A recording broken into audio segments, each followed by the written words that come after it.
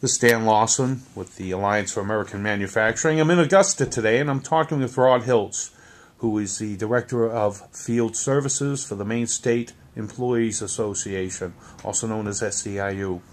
Rod, you were a long-time employee at the mill in Somerset, correct? Yeah, I was there for over 22 years. And what capacity did you hold there for the union? Ultimately, I ended up being the president there for a couple of terms. And Ron, now that you're not even associated with the mill now, or with the paper industry as it is right now, what can you give some insight on what you've seen over the years that has led us up to the point where we are today, where we're attempting to get tariffs put on paper being dumped into this country by China and Indonesia? Sure, and I just say that I'm still incredibly invested in the paper manufacturing in the area because I grew up here in the state of Maine. I actually born and have lived my whole life in the central Maine area, and I have a number of relatives that continue to work in the paper industry, including at that mill. So I started in a paper mill in Jay back in 1978. Was my first work in the paper industry, and continued working in the paper industry when I went to the Skowhegan mill in 1985. I continued until I left there early in 2007. So I've got decades of experience in the paper industry, and one of the things that I've seen a lot of transitions happen over the years. So early on, it seemed like our competition was with the southern states, and then technology advanced, and we were able to use different types of fiber. Our advantage was our fiber here. When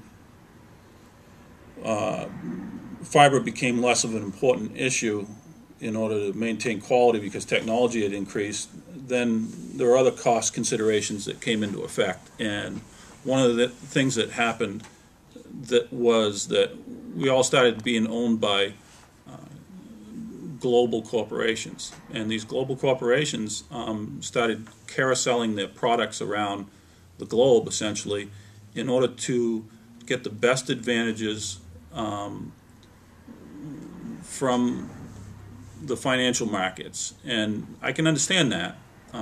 So based on the strength of the U.S. dollar, they would carousel their products in different countries in order to take advantage of those markets. It seemed like it was crazy to be talking about the idea that paper would ultimately be shipped across the body of water. I mean, who'd have thought that, when we started this? Like I said, our first competition was with the southern states because, they didn't have any concern about freeze-ups in the wintertime and things of that nature. And we always had a little bit better fiber supply. That's now transitioned to, it seems like anybody, anywhere can make paper out of anything. That's really what's happened is there was one thing when these corporations started carouseling products around to take advantage of the strength of the dollar or the weakness of the dollar, and machines started to get curtailed because of that. But now that has been ramped up almost on steroids in what's happened in the Asian market. And this totally floored me. The idea that a roll of paper could be produced in China and shipped to the Chicago market cheaper than what we could make it in Maine and ship it to Chicago was just totally amazing to me. But I understand it, right? They totally exploit their labor. They totally exploit any environmental laws. And then they get all kinds of national subsidies to help their industry. Now, I know that some of our corporations have invested in the Asian market to a certain extent. That's really troubling for us who have worked in the paper industry in the United States. We need to be able to compete. And right now, the growth of the Asian market is an extreme threat to us being able to compete. And that means a lot to everyone. It means a lot to my family. It means a lot to every small business in central Maine, in all of North America where we make this paper. The local Skidoo dealership, the mom and pop store. People just stop buying products. And that has a huge impact and a huge ripple effect when there are when machines get shut down. And we've seen a lot of plant closures, and we've seen partial plant closures where they shut down a paper machine, or they shut down a paper machine for a short time period. Now I work for the State Employees Union, and I really understand the other side of the economic equation, which is revenues. And some of those revenues are the tax revenues.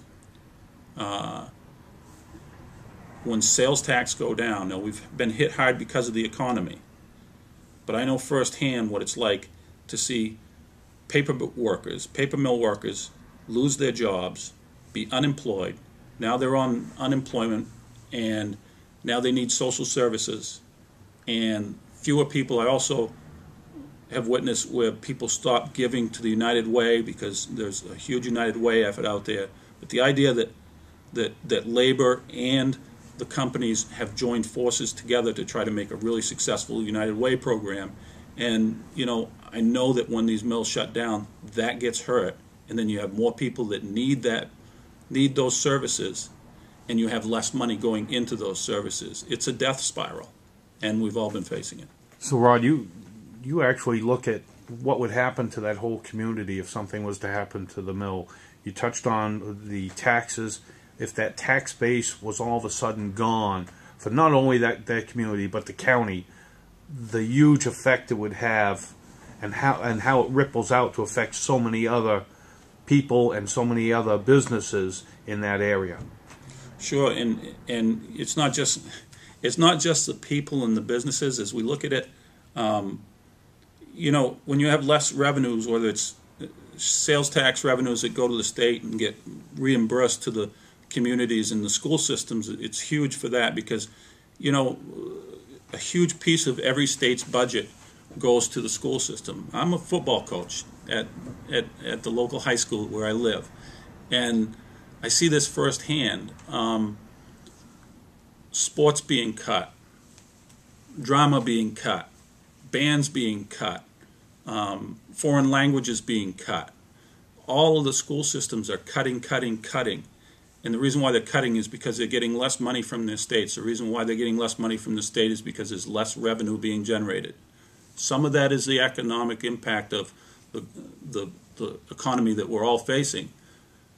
But I know in the mill towns, a lot of it's about how well that mill is doing and how well the workers in those mills are doing.